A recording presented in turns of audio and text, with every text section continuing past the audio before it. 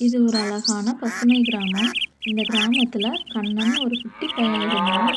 அவனுக்கு எப்பவும் எதையாவது ஆராய்ச்சி பண்றது ரொம்ப வழக்கம்.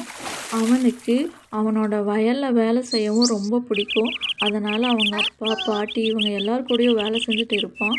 இப்படி ஒரு நாள் வயல்வெளியில ஒரு அடிபட்டு கிடந்த கிளிய பார்த்தான். அவனுக்கு அது ரொம்ப வருத்தமா இருந்துச்சு. அவன் அந்த கிளிய எடுத்துட்டு வீட்டுக்கு போயிட்டான். அந்த கிளி அவன பார்த்து ரொம்ப பயப்பட்டுச்சு. ஆனா, அவன் அந்த கிளிக்கு ரொம்ப பாதுகாப்பா மருந்து குடுத்து அத ரொம்ப கவனமா பார்த்துக்கிட்டான். இது அவனுக்கு ரொம்ப சந்தோஷத்தையும் குடுத்துச்சு. அவன் திரும்பவும் கிளிய கொண்டு வந்து பறக்க விட்டான். ஆனா, அது திரும்ப அவன்கிட்டயே வந்துடுச்சு. இவனும் அந்த கிளியும் எப்பவும் ஒண்ணா பேசிக்கிட்டே தான் இருப்பாங்க. இப்படி ஒரு நாள் அவன் வயல்வெளிக்கு போகும்போது தடுமாறி கீழ விழுந்துட்டான். அவனால எந்திரிக்க முடியல. இவன் ரொம்ப அழுதான். அப்போ அந்த கிளி தான் வந்து இவன அந்த சேத்துலேருந்து மேலே தூக்கி விட்டுச்சு. இவனால அத நம்பவே முடியல.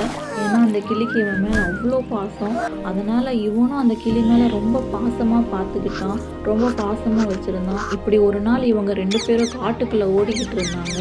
அங்க இவன் ஒரு வித்தியாசமான இலைய பார்த்தான். அந்த இலைய பார்த்து இவன் ரொம்ப ஆச்சரியப்பட்டான்.